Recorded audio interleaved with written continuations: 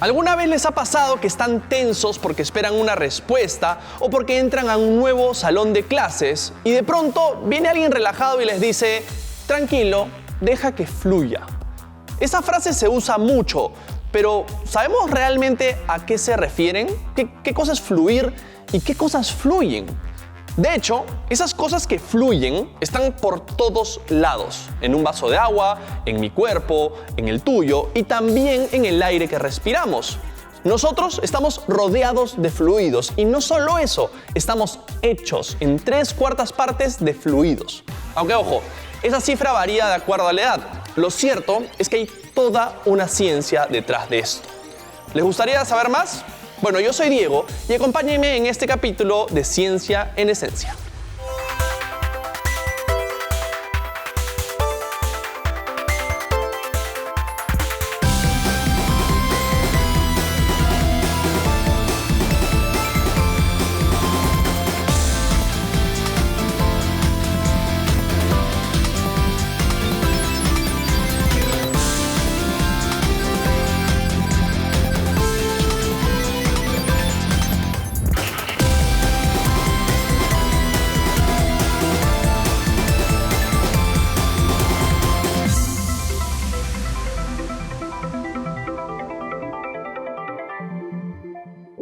Hoy vamos a hablar de los fluidos. Para eso empecemos por lo básico.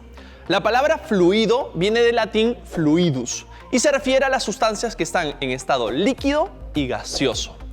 Así es, los fluidos no solo son líquidos. Ambos estados tienen la capacidad de fluir porque sus moléculas tienen tan poca fuerza de atracción que salen disparadas en distintas direcciones. Es decir, fluyen porque sus moléculas pueden moverse libremente, algo muy distinto a las moléculas en estado sólido, que no se mueven visiblemente. Entonces, ya que sus partículas se mueven, los fluidos tienen la capacidad de adaptarse a cualquier recipiente, como por ejemplo un globo con el aire que voy a poner dentro. O por ejemplo, con el agua que cae dentro de un vaso. Entonces, si volvemos a la frase deja que fluya y usamos a la ciencia para interpretarla, podríamos decir que dejarlo fluir es como adaptarse a lo que venga, ser como las moléculas de los fluidos en un recipiente. Y para explorar el aspecto técnico de esta idea, vamos a conocer la disciplina que se dedica a comprender el comportamiento de los fluidos. Y se llama mecánica de fluidos.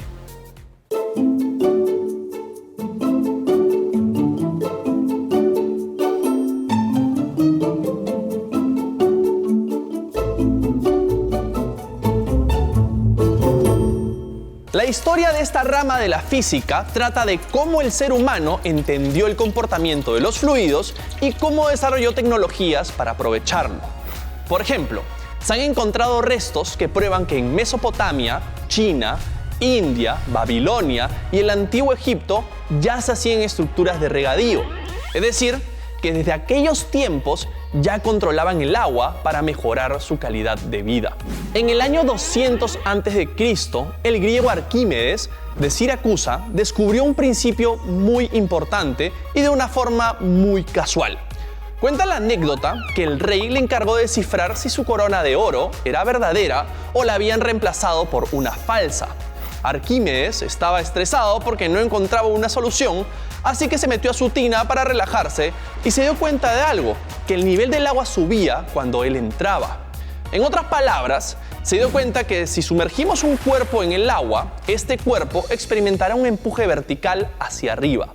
Es decir, se sentirá como si una fuerza lo devolviera a la superficie. A este principio se le conoce como principio de Arquímedes.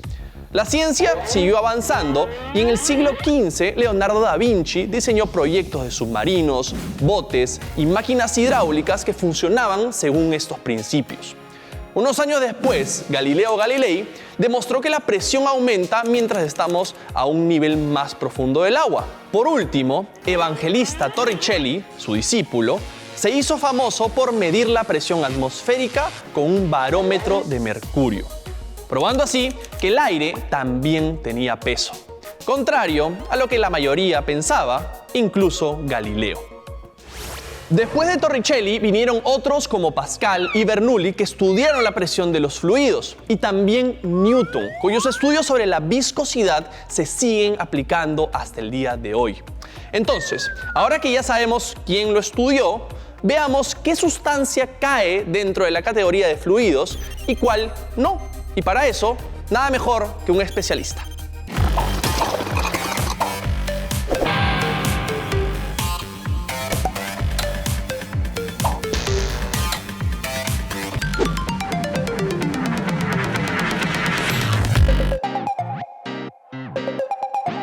Hola, soy Anthony Macedo, físico y coordinador de física de la Universidad Peruana de Ciencias Aplicadas.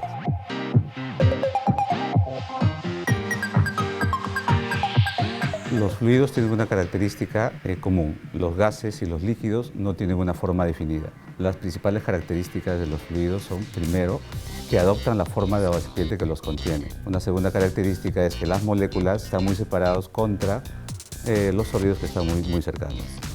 Una tercera característica es que los fluidos tienen viscosidad. Acá vamos a ver otra característica de los fluidos, que es la compresibilidad. En este caso, el aire se va a comprimir porque yo ejerzo más presión.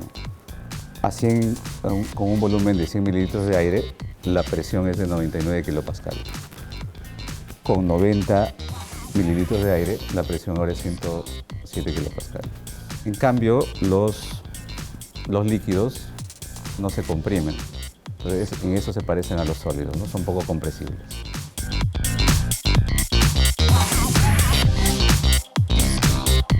Y acá tenemos una serie de fluidos con diferente grado de viscosidad. Tenemos alcohol, tenemos agua común, tenemos aceite, la glicerina, que ya tiene un grado de viscosidad mucho más alto, miel de abeja, un grado de viscosidad mucho mayor, ketchup y jarabe de algarrobina. No fluidos. Un no fluido es un sólido, por ejemplo, porque no puede fluir libremente, sus moléculas están muy cercanas, muy ligadas.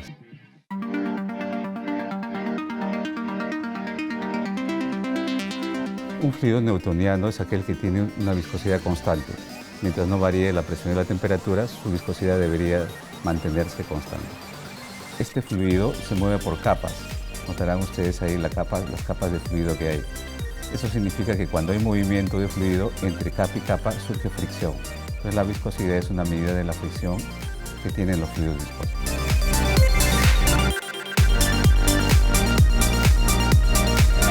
Un fluido no newtoniano es aquel que varía su viscosidad cuando se ejercen fuerzas de corte, esfuerzos de corte. Miren aquí, por ejemplo, cuando voy a intentar cortar, aparentemente tengo un sólido, pero eso es porque la viscosidad aumenta bruscamente cuando ejerzo esfuerzos de corte. Es un fluido realmente. Se comporta como sólido porque estoy ejerciendo esfuerzos de corte, estoy ejerciendo presión. Voy a formar, por ejemplo, una esferita que va a aparecer un sólido y se comporta como un sólido porque estoy ejerciendo presión, estoy ejerciendo esfuerzos de corte y se comporta como un sólido. Pero cuando quito la presión, se vuelve un fluido.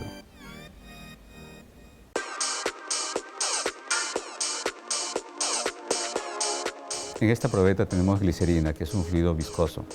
Y vamos a ver que cuando un cuerpo como estas canicas se mueve dentro de un fluido, además de la fuerza de empuje del líquido, surge una fuerza viscosa. Esa fuerza viscosa y el empuje hacen que esas canicas se muevan a velocidad constante, ya no caen en forma acelerada.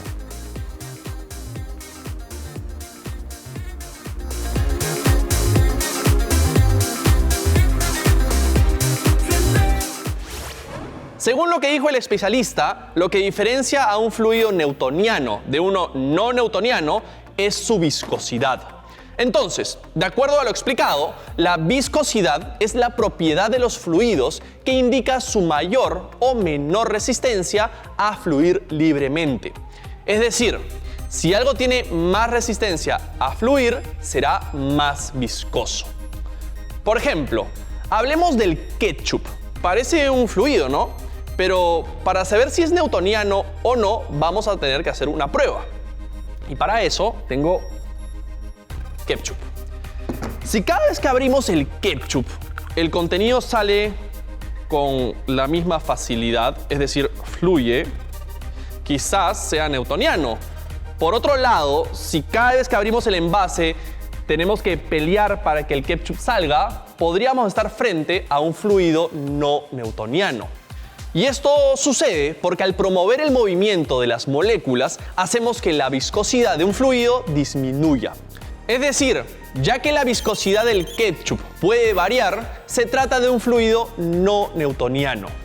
Ahora vamos a dejar de lado el ketchup porque en el siguiente bloque conoceremos unos científicos peruanos que nos van a explicar mejor cómo flotan las cosas y por qué no habríamos podido recorrer el mundo sin entender esto.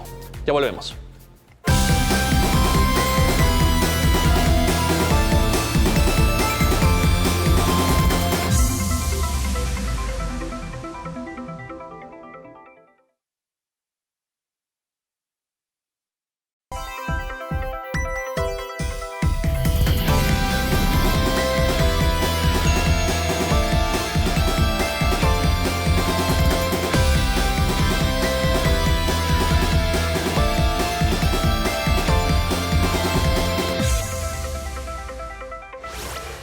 Estamos de vuelta y hemos hablado de la viscosidad, pero ahora nos toca conocer otra propiedad de los fluidos, la densidad.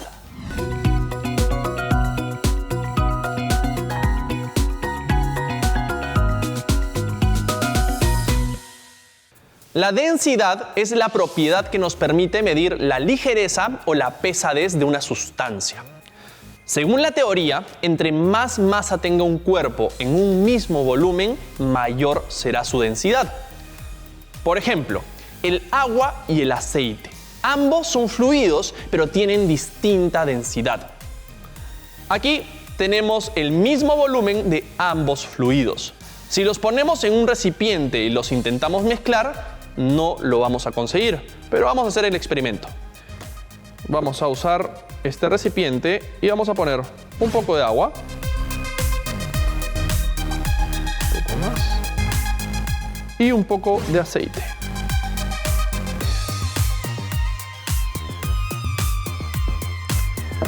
Si yo mezclo esto de aquí,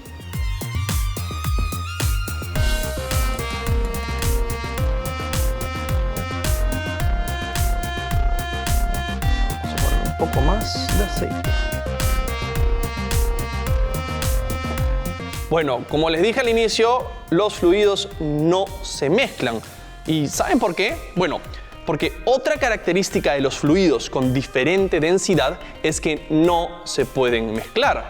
Pero, ¿qué pasa si le añado alcohol a la mezcla? Vamos a probar.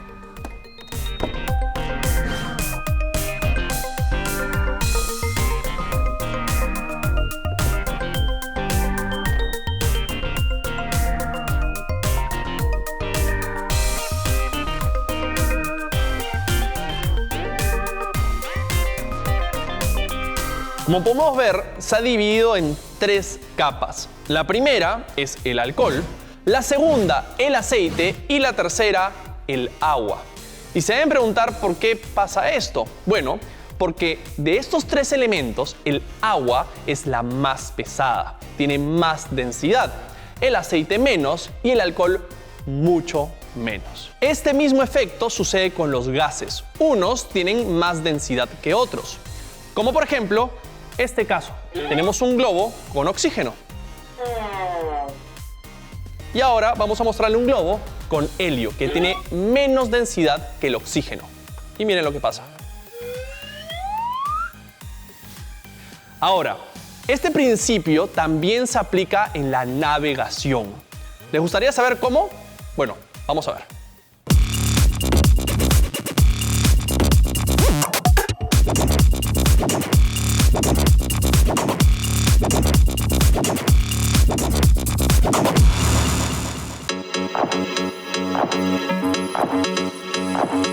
Mi nombre es Víctor Sánchez Chauca y soy el encargado de la administración del Museo de Sitio Submarino Adaptado.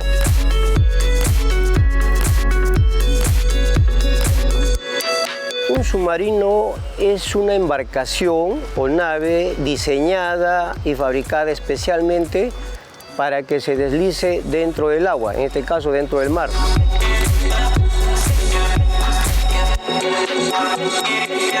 Para que se pueda sumergir usa unos tanques, los tanques de lastre, que se llenan de agua para poder aumentar el peso del submarino y ésta pueda hundirse o sumergirse dentro del mar.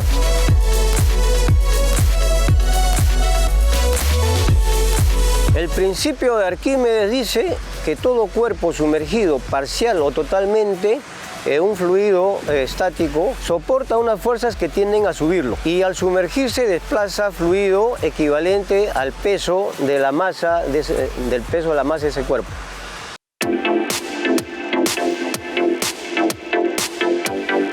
Es una característica de los cuerpos y que tienen que vencer una fuerza del fluido para poder sumergirse. Hay flotabilidad positiva y flotabilidad negativa. La flotabilidad negativa quiere decir que ese cuerpo tiene mayor masa que volumen. Y la flotabilidad positiva quiere decir que hay más volumen que la masa.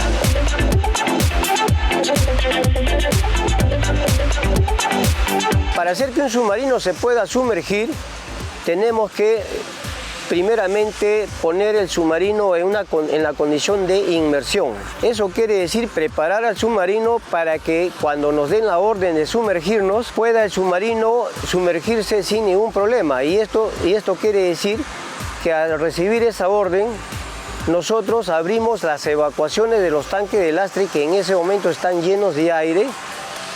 Al abrir esas evacuaciones, sale el aire y entra el agua por la parte inferior, llenándose totalmente esos tanques de lastre. Y una vez que se llena, el submarino adquiere bastante peso, por el cual se sumerge, ayudado también con la velocidad de sus motores y también con las aletas, con los planos que tiene.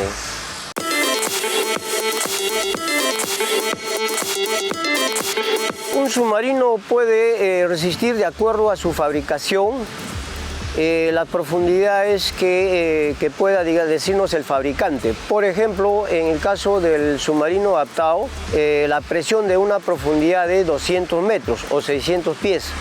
Y si sobrepasa esa profundidad, el submarino sufre un colapso, o sea, se aplasta, se presiona por la presión del mar y se destruye.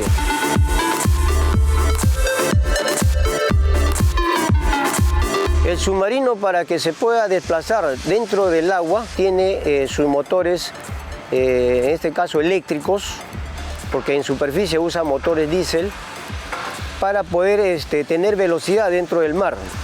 Tiene que tener una forma hidrodinámica y tener la menor resistencia para poder desplazarse.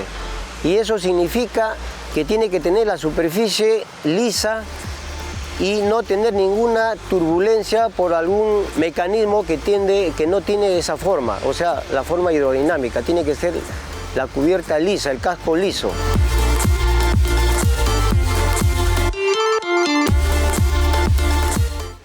Acabamos de escuchar la palabra presión, y esa es otra característica de los fluidos, y es la fuerza que ejerce un fluido sobre un área. Por ejemplo, en la atmósfera se ejerce aproximadamente 1 kilo de presión por cada centímetro cuadrado. Es decir, estamos rodeados por un océano de aire que ejerce presión sobre nosotros. Pero, como nacemos y vivimos así toda la vida, nos es difícil darnos cuenta. Sin embargo, este valor cambia con la altura. Por ejemplo, si estamos en la cima del monte Everest, la presión no será de 1 kilo, sino que disminuirá a menos de 400 gramos. Y si seguimos subiendo cada vez más, habrá menos presión hasta llegar al espacio exterior. Entonces, si los astronautas no usaran trajes espaciales, morirían en cuestión de segundos. Pero, ¿por qué? La presión en el espacio exterior es tan baja que sin un traje presurizado que simule la presión a nivel del mar, el tejido humano se hincharía y nuestros fluidos corporales se calentarían hasta sofocarnos. Así que ya saben, si piensan viajar al espacio alguna vez, asegúrense de sellar bien el traje. Ahora, estas cifras se aplican a la Tierra y al espacio exterior, pero imaginemos la presión en otros planetas. Por ejemplo, Urano y Neptuno, conocidos como los gigantes de hielo, porque son 3 veces más grandes que la Tierra y están totalmente cubiertos de hielo, excepto por su núcleo que es rocoso. Estos planetas tienen una presión tan alta que es capaz de comprimir las capas más cercanas a su núcleo, haciendo que exploten y provoquen una lluvia. Pero no cualquier lluvia, sino una de diamantes. Eso suena increíble. A esta propiedad se le conoce como compresibilidad y es la responsable de que los cuerpos disminuyan su volumen cuando se les somete a un aumento de presión. Y en el siguiente bloque veremos cómo ustedes pueden comprobar los principios que hemos aprendido durante el programa. Ya regresamos.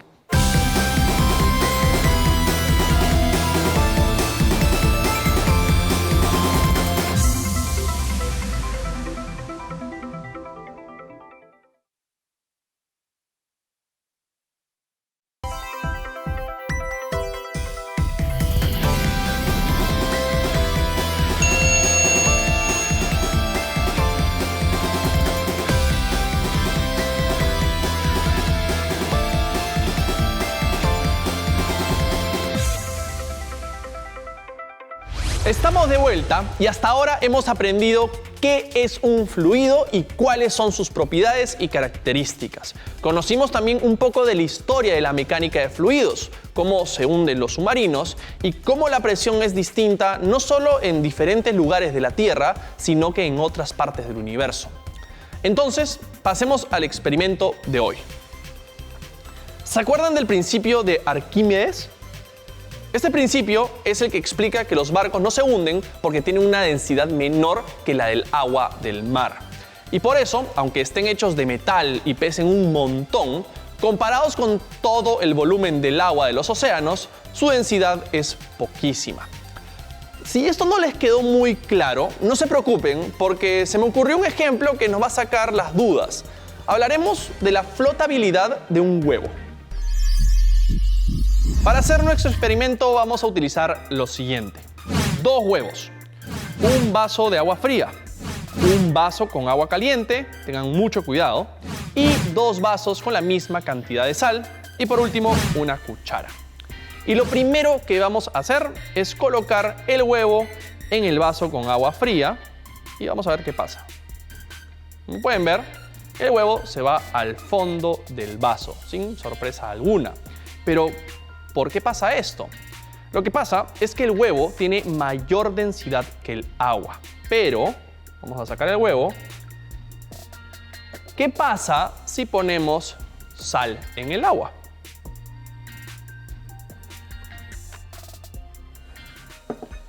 Vamos a revolver bien. Y ahora vamos a poner el mismo huevo. Como pueden ver, el huevo ya no se hunde, el huevo flota, porque el agua mezclada con la sal tiene más densidad que el huevo. Ahora, vamos a dejarlo aquí y vamos a hacer la otra parte del experimento. Vamos a poner nuestra sal en el vaso con agua caliente.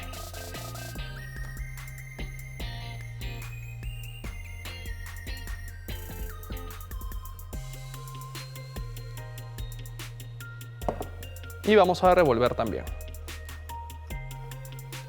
Ahora vamos a poner nuestro huevo. Y como pueden ver, el huevo ya no flota a pesar de tener agua y sal en el recipiente. Y esto es porque la densidad del agua será la misma, pero el volumen va a aumentar con el calor. Y por proporción habrá menos densidad que volumen. Y si el agua es menos densa que el huevo, otra vez el huevo se va a ir al fondo.